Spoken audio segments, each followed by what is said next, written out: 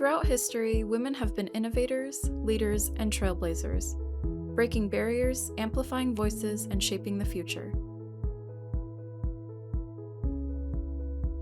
This Women's History Month, Crafton celebrates the collective strength, resilience, and brilliance of women who continue to inspire change in every field and space they hold. We celebrate women in full inclusivity of all our sisters, regardless of how they were born or how they identify now, which includes our fellow non-binary and gender non-conforming individuals who have been impacted by gender discrimination. Chosen by the National Women's History Alliance, this year's theme is Moving Forward Together, Women Educating and Inspiring Generations. This theme was chosen to recognize the contributions of women who have dedicated their lives to education and mentorship, highlighting their impact on shaping society and raising awareness of the vital role women play in leadership and influence. This special video showcases the voices of students, faculty, and administrators as they share their personal journeys, challenges, and triumphs. Through their stories, I invite you to join us in celebrating resilience, empowerment, and the enduring legacy of women at Crafton Hills College. So my name is Gabriela Garcia. I am a financial aid coordinator. I started off as a student worker working for the San Bernardino Community College District at San Bernardino Valley College. I started off there and worked my way to various other departments. So my name is Veronica Arrowwood. I am a program analyst for the Career Education Human Development Department, and I am also an adjunct faculty for the Health and Wellness Department. My name is Caitlin Rodriguez Serrano, and I'm a military child, so my title is a dependent. For those who don't know, I'm a child of someone who served in the United States military, and that impacted a lot of my life. Hi, my name is Alicia Lopez. I'm 21 years old and I am a biracial student and a student worker here at Crafton Hills. Hi, my name is Kashonda Harris. I am an EOPS counselor here at Crafton Hills College, in addition to being the professional development faculty lead. This is my 9th, going on my 10th year here at Crafton, and I just want to say I love our campus community. Hi, my name is Tammy Sherritt. I am a first-generation student here at Crafton Hills College. I actually came here in 1997 and only went one semester, and I came back last semester, fall of 2024. In between that time, I was a stay-at-home mom of 5 kids. So yeah, I'm back. Hi, my name is Delmy Spencer. I'm the Vice President of Student Services at Crafton Hills College. My name's Ramona Burrascano, and I'm a student here at Crafton Hills. This is my first semester. My name is Damaris Hernandez. I'm a single mom. Came to Crafton to do my prerequisites for the respiratory program in 2022.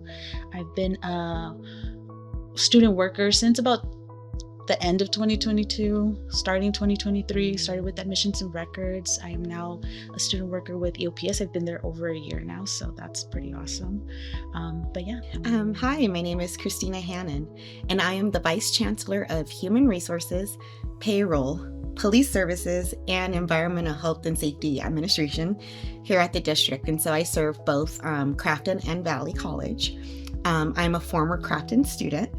I've been here at the district for about 8 years, but it feels like I've been here like 40 years because of all the changes that we've made in human resources. And so that's my connection to Crafton, being a former student and also being the current Chief Human Resources Officer.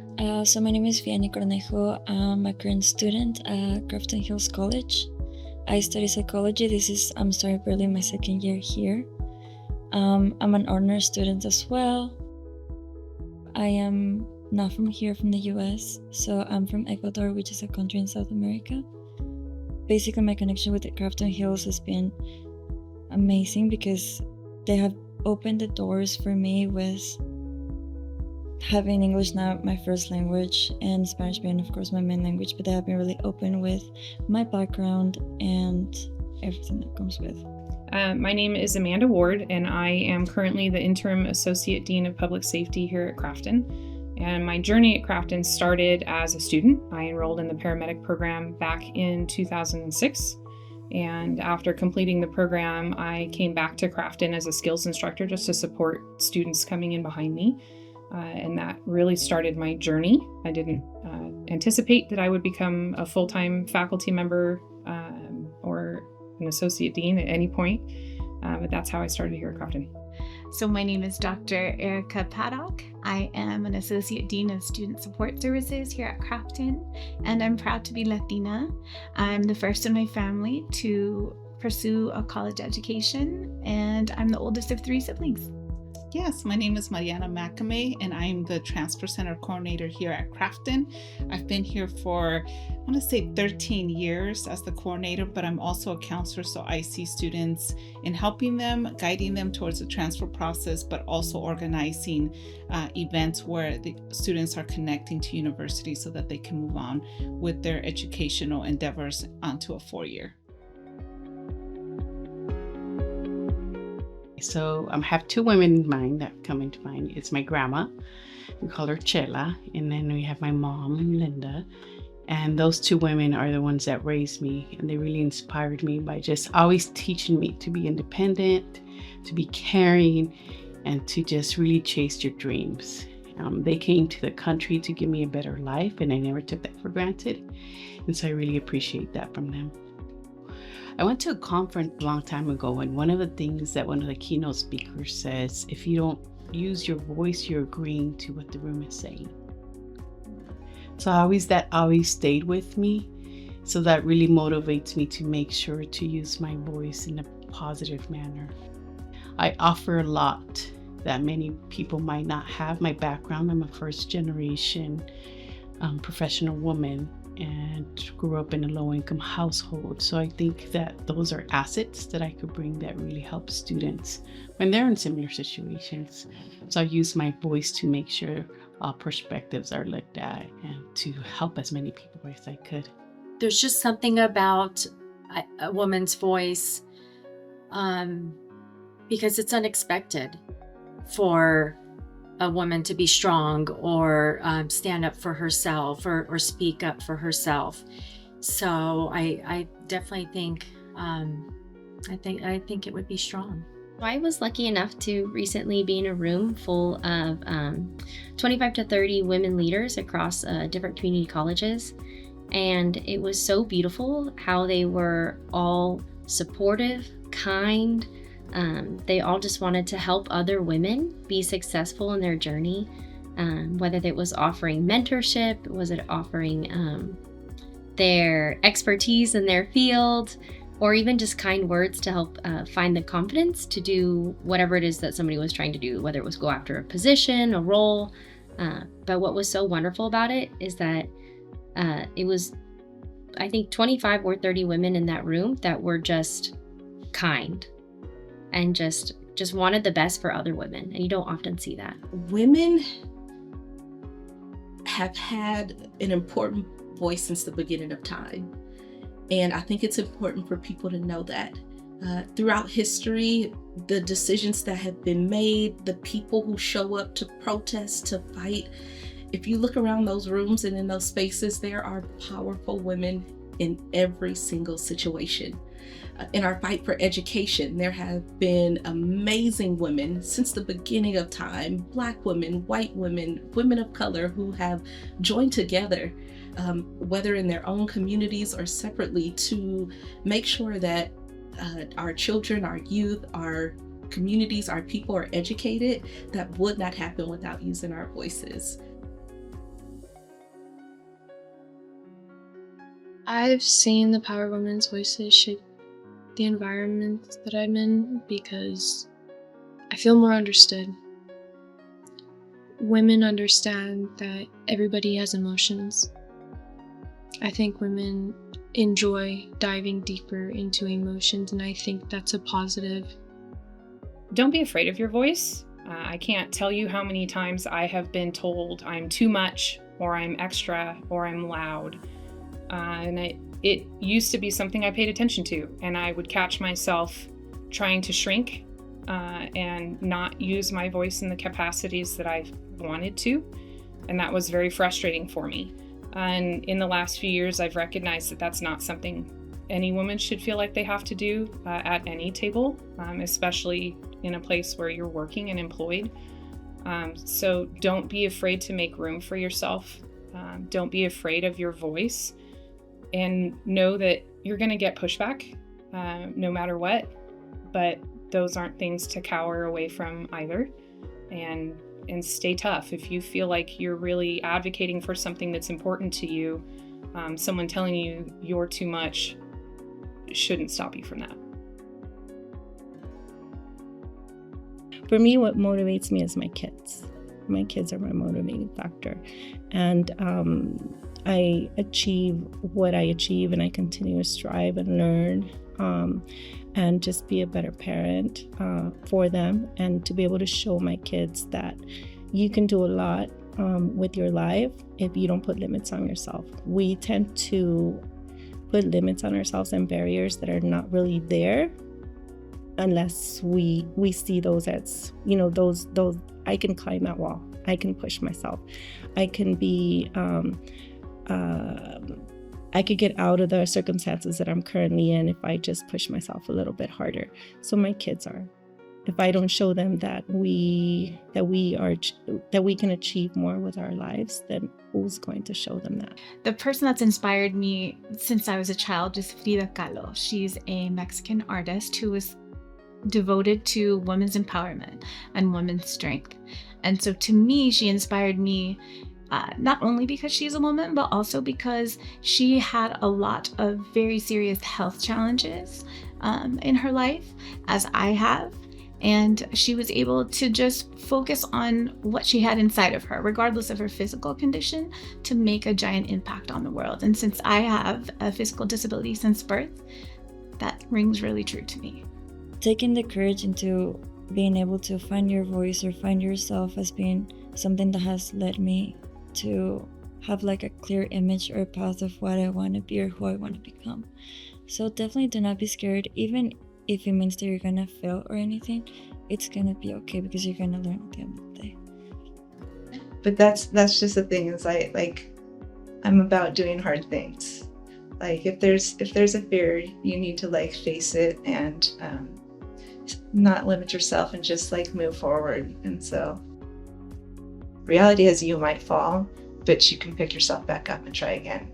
And that's what life's about, is you gotta keep trying, pick yourself up, keep going.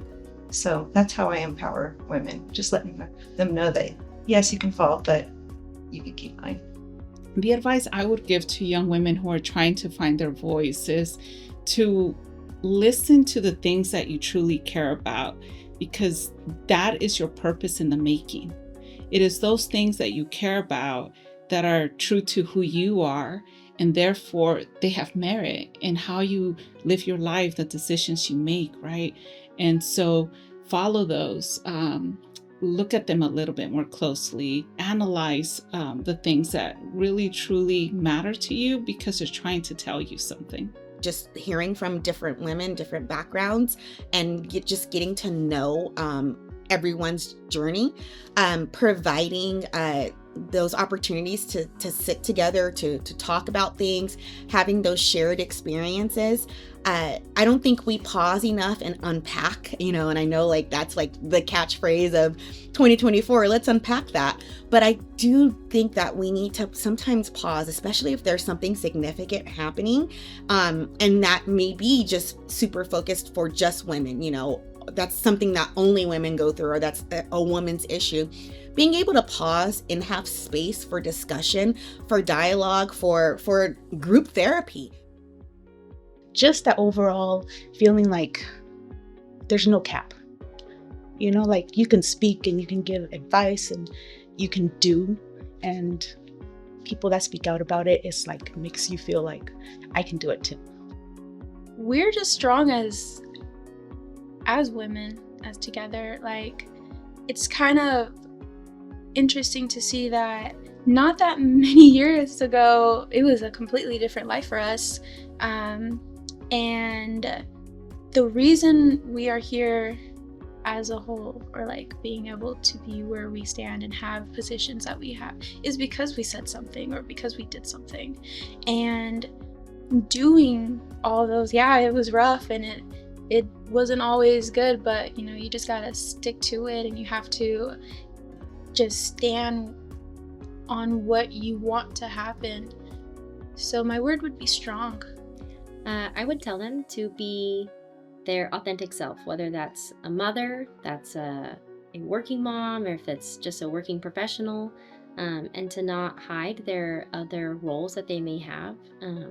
I've often found that people are ashamed to admit that they're a working mom, or that they don't have the support, or they get judged by even other women that they've made the decision to work. And so my advice would be to be confident in whatever decision you make, and to blend those roles as much as you can. The impact is love. The impact of women is love. Why? Because they understand what it's like to not be heard. They understand what it's like to not be appreciated in every aspect. So, yeah. I say this to my daughter all the time. Women support women. Like, I really believe that we need to just help each other out, and just anybody in general. But sometimes it's hard when you're a mother, you're a care provider, you're a teacher, you're a professional, and it's hard to juggle multiple roles. So I really believe in just like seeing each other and just supporting each other. If you're having a bad day, be like, hey, what's up? What's going on? I think that goes a long way, just for people to know that somebody's there that cares about you and wants to see you succeed. I'm just going to read something that really resonated with me as an adult, but definitely something that I think will resonate with the youth. Create a sacred space for your relationships by attending to them with trust, love, care, kindness, and support. When we set an intention that the energy between ourselves and someone else is compassionate, judgment-free zone, we make it possible to be loving shelters for one another. Most people in life are just looking for a safe place to be themselves. When we give that to another person and allow them to give that to us as well, it is a way of keeping each other warm, even on life's coldest days. We can create spaces where women can thrive by standing up for each other, being there for each other, because it's not easy as a woman when you have to go before a room and be the person who doesn't agree with what the direction that we're going in whatever situation it is. It's not easy. Sometimes when you're trying to make change, as a woman, I know that, and other women know that, right? And so when there is one that is trying to make a change, when there's trying to advocate for something that they believe in, or just to have their opinions heard, right, and their ideas shared, I think it's really important to stand behind that person. I just want us all to believe that we were created to do important and powerful work, and that this is the place where we'll get it done.